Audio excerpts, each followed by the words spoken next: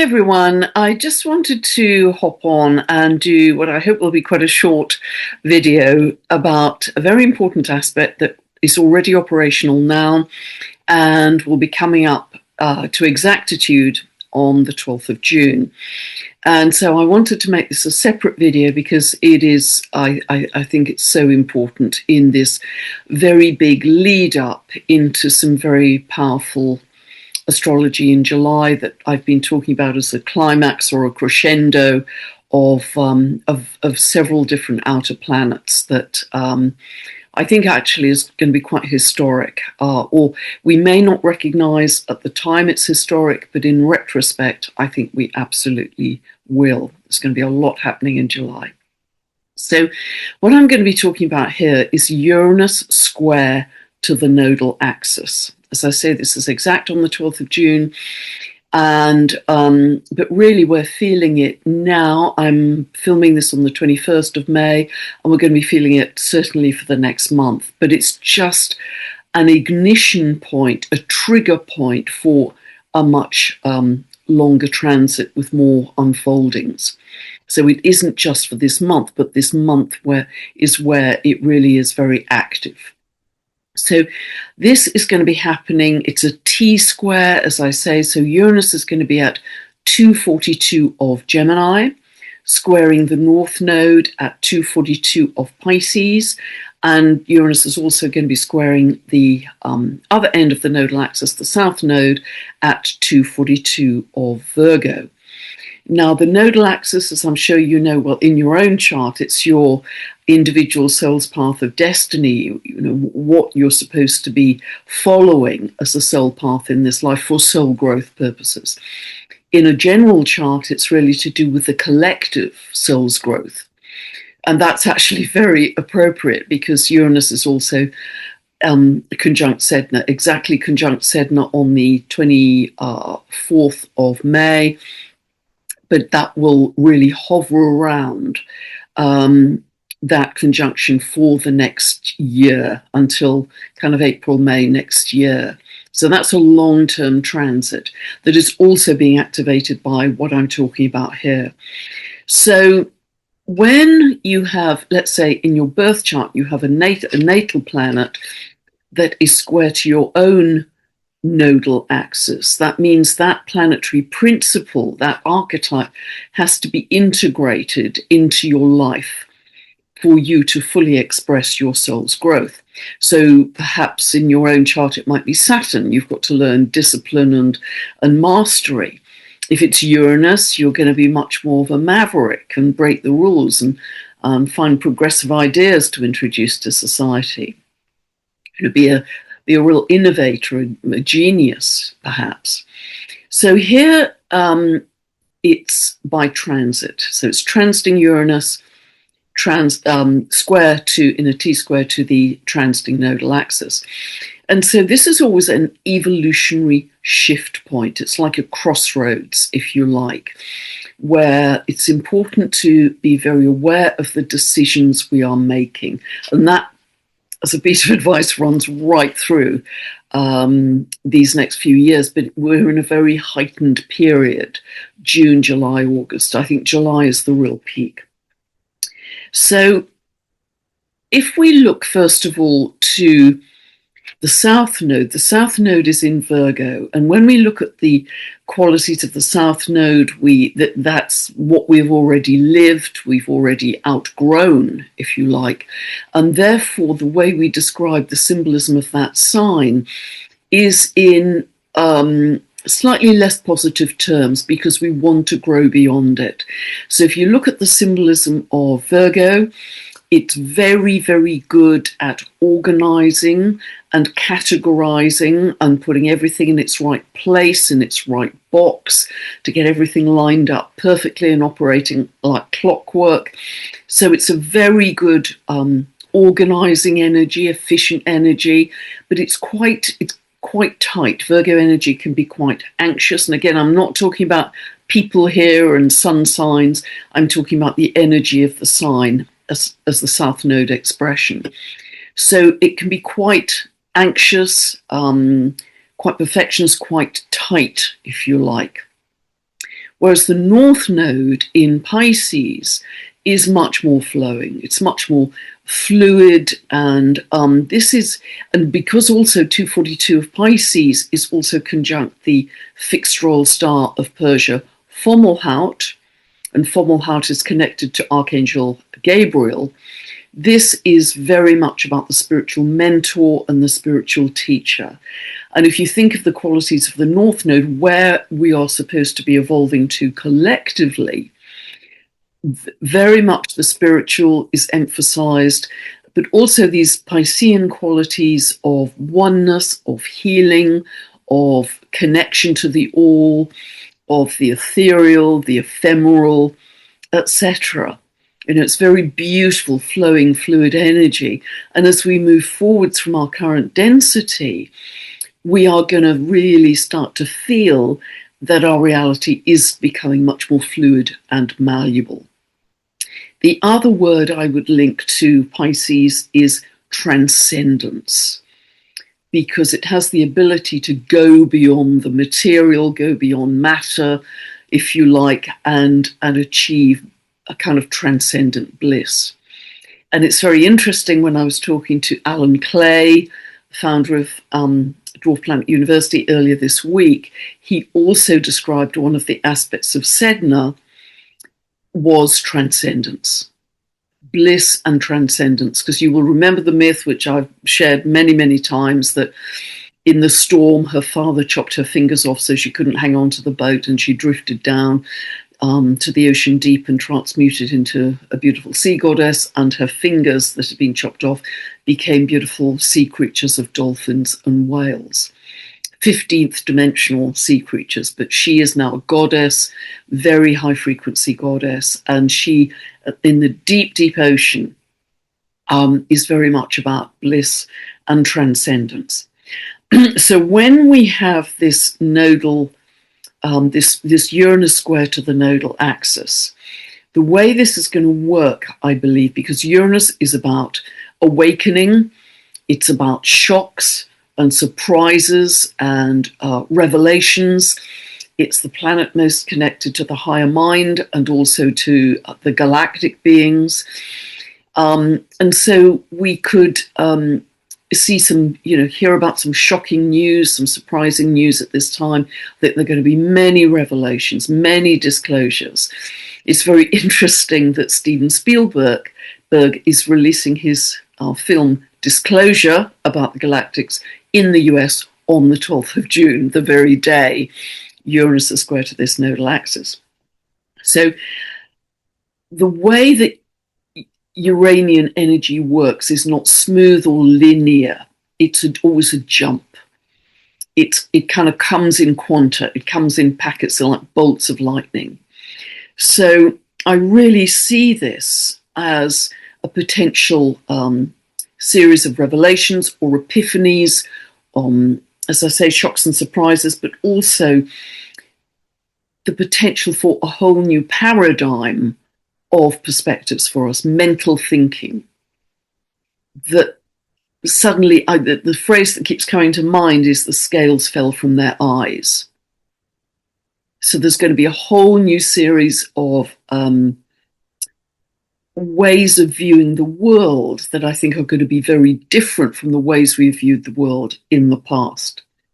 Whether that is through secrets coming to light in a very obvious way, or that our intuition, Uranus, is going to become so much sharper that we're just not buying it anymore. We can see beyond the narrative, and that's happening broad scale right now. And so I think it's very likely there will be big disclosure around galactic beings beginning then. Now that may just be in meditations and dreams, and then finally over the months and years we have more of a physical contact, but we are all at a different place with that. I mean, people all have been channeling galactic beings, certainly on YouTube, for years. So many people are already linked to this kind of energy. But remember, we are galactic citizens too. And, somebody wrote to me today and said, How do we know that these beings are benevolent or possibly malevolent? Well, to be honest, I think just like human beings, are going to be some malevolent galactic beings, but the huge majority, my understanding is that they are benevolent, that they're trying to support and assist humanity, because if they weren't, the other lot have had about 200,000 years to wipe us out, and they haven't done it yet, so I really wouldn't worry. You know, the vast majority of galactic beings are loving us and supporting us in this massive transition. I think the other thing with this conjunction between Uranus and Sedna at the same time, they were exact, as I say, on the 24th of May. I'm filming this just a few days. I'm filming this on the 21st, so they haven't quite become exact yet, but they will stay, you know, on and off exact for about the next year, as I say. And Uranus is about discoveries, again, revelations. So Sedna is to do with the deep seas, the deep oceans, the ancient wisdom, the remembrance of ancient wisdom, that kind of thing. I think we are going to have, and I've mentioned this previously, we're going to have huge discoveries about the oceans and the seas and how fast the seas can regenerate as well. New ecosystems are often discovered, you know, where the ice has melted at one pole or another. They're discovering massive ecosystems that we weren't even aware of. But I think it won't just, and we'll discover new medicines through these new ecosystems as well. I think there's going to be a huge amount of discovery around that. And Uranus acts as the discoverer and the igniter of this. But remember that it is also an igniter to what Alan Clay calls, for this conjunction, a real explosion of consciousness.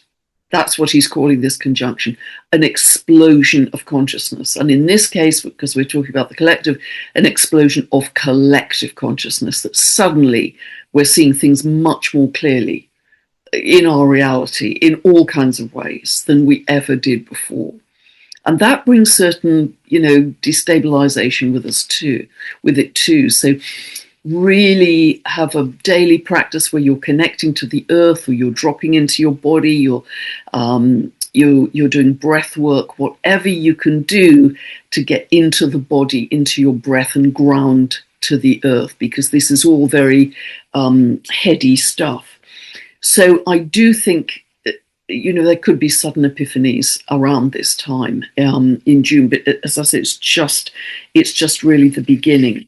And also, this conjunction between Uranus and Sedna, which is part of this T-square, that's sort of 1 to 2 degrees of Gemini. And remember that Gemini is the sign of choice as well.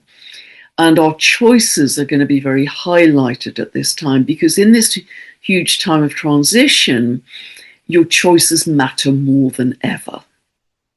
They really do. And because the old world is breaking down and releasing all the energy from that old world that held it together for a period of time, and that's now crumbling and cracking.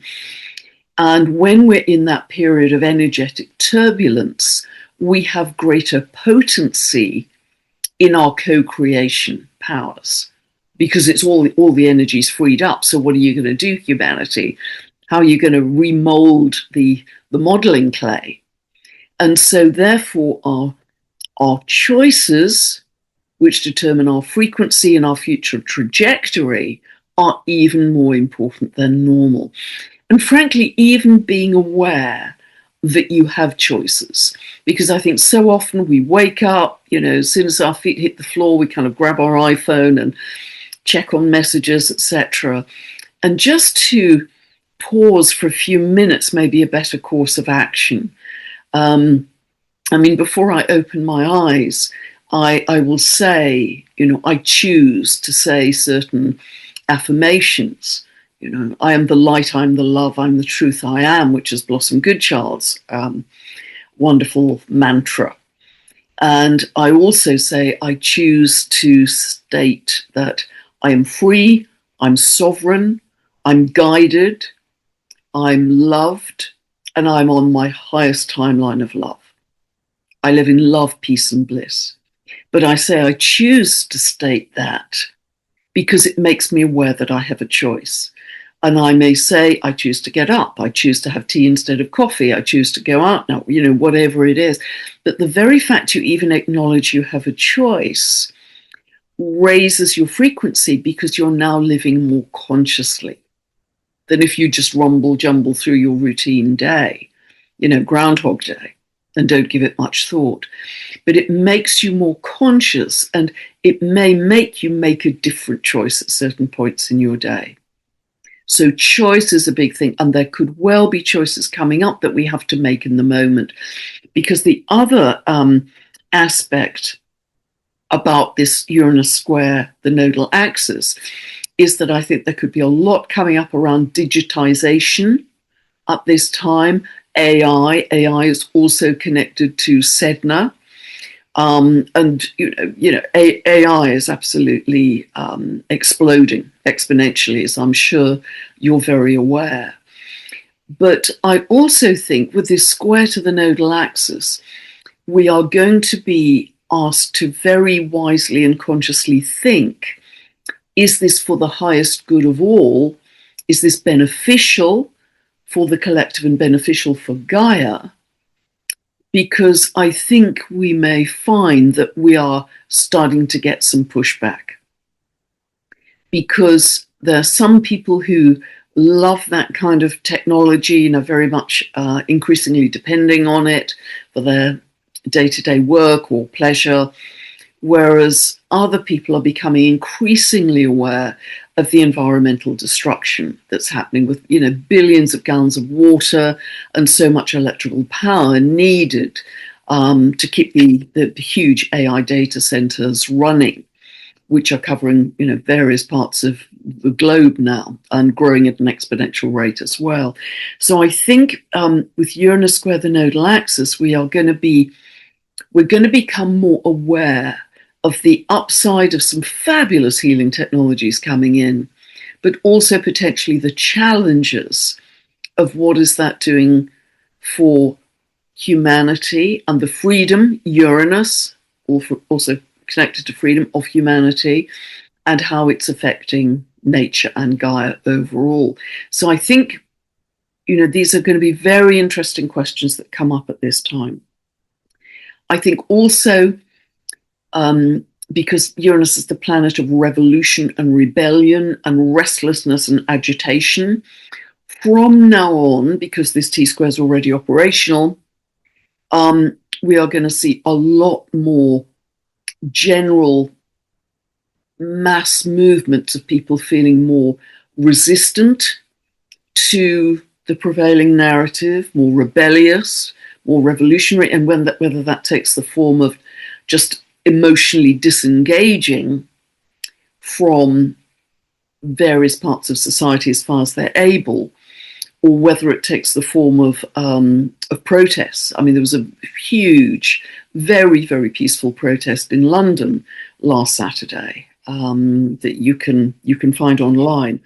So I think we're going to see a lot more of that. Never ever suggesting violence here, because they're actually much more effective when they're very peaceful, because that doesn't create a kickback from somewhere else as well. But do think of this choice very much of your frequency, which I talk about so often, because as we funnel down at speed into this very powerful evolutionary shift period, if we are at the South Node Virgo end of the nodal axis, where we can easily feel fearful, we read a scary headline and we instantly feel that energetic contraction. When we're in fear, we are less able to embody the incredible amount of new light codes coming in for us that are helping our evolution. Whereas if we're at the Pisces end and we're welcoming it in a much more open, fluid way, we are going to be able to embody more of those new light codes to really help us make these evolutionary shifts, which we are right in the middle of. I mean, we are absolutely, talk to any spiritual leader, you know, many astrologers I know share this view that we are absolutely in this massive evolutionary shift right now for humanity, which means it's an incredibly exciting time to be alive. It's quite an unstable time to be alive, but we know that the demolition has to happen to get us to a different place. But think about this issue of choice, because choice defines your frequency, and the frequency you feel most frequently defines your future trajectory. And in fact, your reality will assemble around your frequency to a large extent. So if you're emanating a frequency of love, your reality will tend to emanate around and assemble itself as experiences around that frequency. If you're very agitated and angry and frustrated, you will tend to experience those kinds of things in your reality. So just observe the very act, the very thought that we have a choice helps us to observe. And so I think, this is a super important time. Before any big decision, any big conversation, any video, any important conversation, I will always set the intention that this is for my highest good, the highest good of all, and the highest good of Gaia. And that's becoming a kind of rolling mantra for me. And I do that before our free 15-minute meditation every evening, 7 p.m. UK time. I'll put the link for that below. You can join from wherever you are. Just join energetically, or you can use one of the free 15-minute meditations on my website that I provide. So, but really do know that this is another peak point that we're entering. I'll talk much more about that in the next update, because as we move through June and into July, the astrology is enormous. And I'm going to have to do, I think, a lot more than a couple of updates through each month. I'm going to be doing several updates on the astrology, particularly of July, because it's big. So I hope that's helped you. And just thank you. I don't say this often enough. Thank you for all your love, your support, your wonderful comments. I try and read as many of them as I possibly can and answer, respond to them when I have the time and I'm able to. But, we're in this together. We're holding hands. We're connecting with our hearts. We are in this huge evolutionary jump together because we're all on a similar frequency. If you follow my videos, you're bound to be on a similar frequency. And there really is a sense of loving community here. So, but you create that. You create that. So God bless. Hope that helps. I'll be back very soon in a few days' time with something different again. Bye for now.